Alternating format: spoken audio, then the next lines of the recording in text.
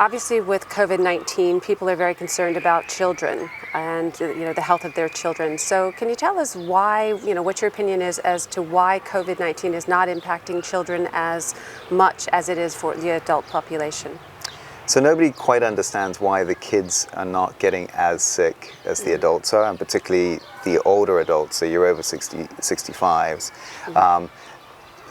The reality is that unlike a lot of other infections that we see, the under ones, there haven't been any deaths. The mortality in the under ones is zero, and that's quite an unusual situation because normally they're the most vulnerable population along with the over 65s.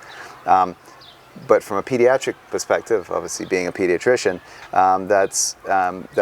that's been quite reassuring to us.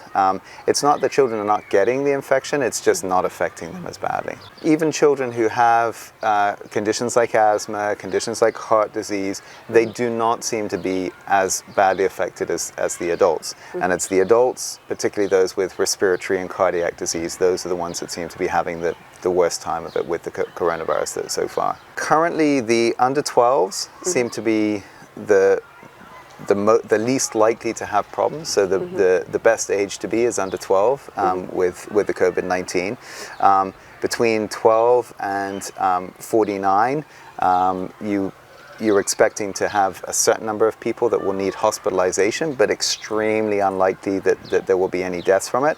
Over the age of 50, that increases somewhat.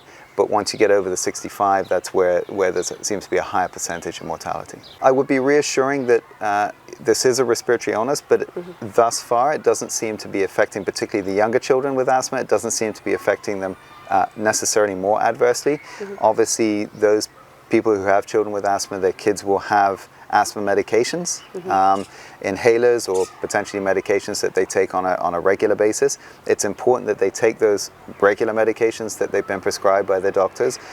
If they're running out, if they're running low on those medications, they should be making sure their prescriptions are up to date. Under ones, who are often our most vulnerable group of patients, vulnerable group of people in the community, the under ones, we have not had any deaths in the under ones, which is great news.